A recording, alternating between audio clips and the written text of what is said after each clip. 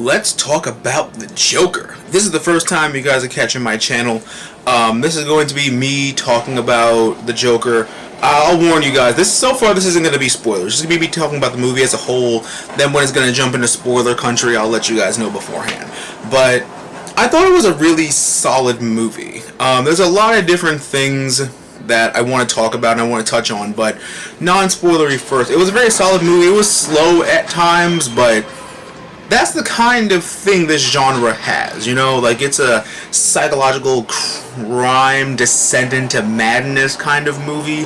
So it's specifically like drama, you know, like don't go into this thinking that it's going to be like an action movie, or don't go into this thinking it's going to be whatever, you know. It definitely needed that R rating though. I will definitely say that. It needed the R rating to properly tell the story, and a lot of what Arthur sees and experiences is like in his own delusional mind.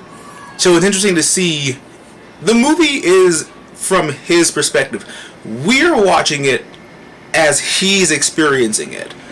So it's not that you sympathize. It is that you sympathize, but not like in the way where it's like, you know, everything he does has a reason. It's good and it's not good. But you see the movie through his eyes and you think, you're like, this man needs some help, and no one's helping him.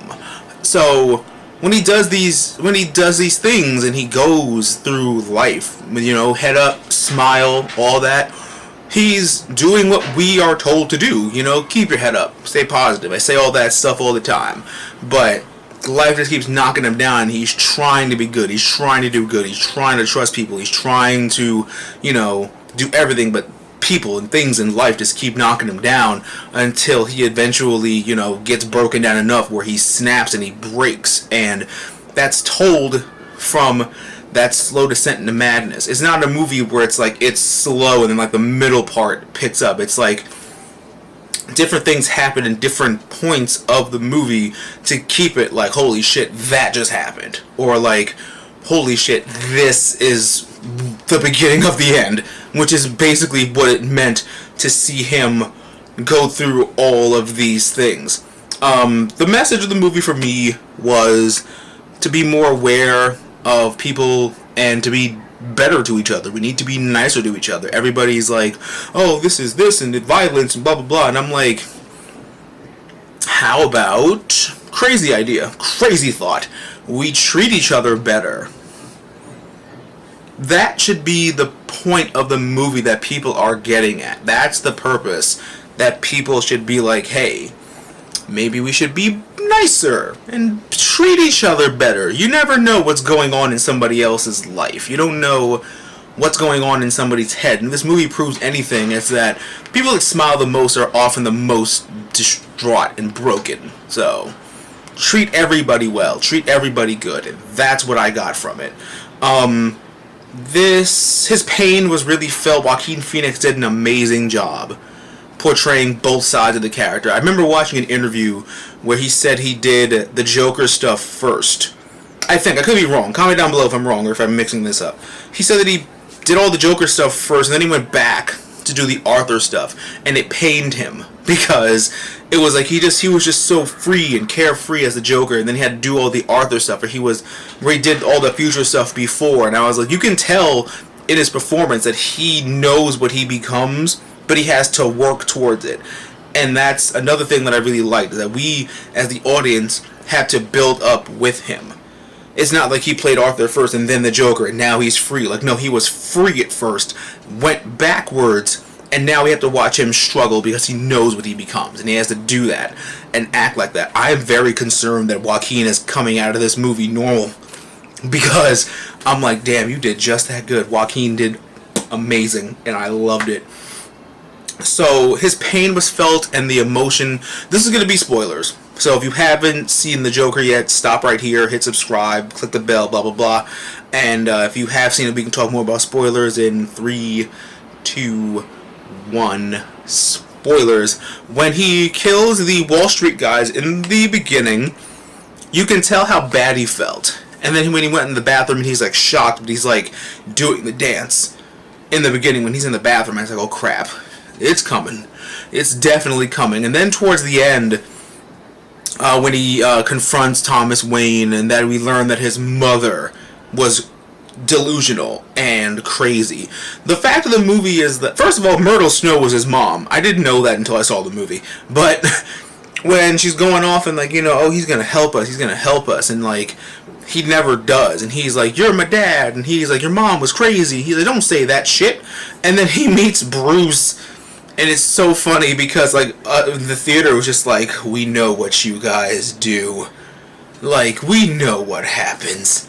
Rivals forever. But and then when he goes on the show, he gets the call to go on the Murray Show, and he discusses a lot of things. It deals with a lot of things on the mental spectrum. It deals with suicide and mental illness and things like that.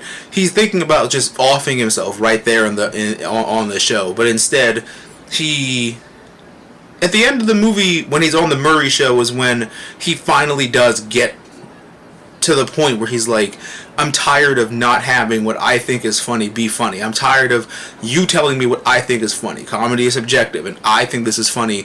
And him and Murray going back and forth, and he's like, do you know what it's like to be a mentally ill loner in a society that doesn't care about you? You get what you fucking deserve. And it kills Murray. And I was like, I knew that was coming, but I was still like, oh shit. And I thought he was going to murder the audience. That was just my Dark Knight Rises Part 2 coming out. I was like, well, shit, he's going to kill the whole audience, but he doesn't. And it's still emotional for him when he's arrested, but then the clowns, the people pop the ambulance, and they run over the ambulance, and he metaphorically becomes reborn. Arthur's dead, and it's now just the Joker. He's got blood on him, and he does that. Draws a smile on his face with the blood instead of his painted on mustache, his painted on smile, and he looks at his subjects as if to say, we have work to do. And Joaquin just does so much great work with this movie, and Martha and Thomas Wayne are killed. I was kind of expecting that, but wasn't really getting my hopes up or whatever. I thought he was gonna kill them, but it's okay. It's totally okay. So that's happening, and then at the end with the other therapist, he's like, I have a funny joke, but you won't get it. Which is kind of like, is that meta because he knows that Thomas and Martha Wayne are dead, and that he's basically awakening something else in someone else? Because Batman and Joker are kindred spirits, so it's like, does he know that the unintentional, like, he didn't know that was going to happen, but does he know that the unintentional murder of his parents is going to break him mentally so that he's just like him? Who the hell knows? And then at the end, he apparently kills the therapist because, like, his feet are bloody, and he's like running back and forth from the orderlies that are trying to get him. But let's talk about what I overall thought about the movie. I loved it. I really did. As for a rating, I want to give it a 7 or a 7.5, and I'm gonna explain why. Like I said, I love the movie. Let's not put a pin in that, please. Put a pin in the fact that I love this movie. The only thing is that this cannot be a one and done movie. Take the fact that I'm a huge fan of the Joker character and a huge comic book nerd out of the equation. This cannot be a one and done movie. He didn't really become the Joker until the end. So basically, I understand this is a prequel to him, but this can't be it. This cannot be the end of this. There has to be another one, or at least a trilogy, because he didn't evolve into what he is known as, the clown prince of crime. Like the chemist, the blowing stuff up, the anarchist mentality of, I do what I want and we're gonna rock this shit type of mentality. So if this was really supposed to be a one and done kind of movie, then this movie would have needed to have been 3 hours. Like a 3-hour epic, and towards the end where he rises up and he sees his subjects and he's just basically saying, we've got shit to do, we've got shit to blow up and mess up. Then towards that, it would have been more him delving into crimes that require critical thinking. Don't get me wrong, murder is a crime. Murder is crime. But more of like, him you know, gathering up crew and doing all these things to Gotham and crippling down Gotham's, you know, mentality. Everybody is like me type of thing. Just takes one bad day kind of stuff. So I really hope there's a sequel because it really does need one.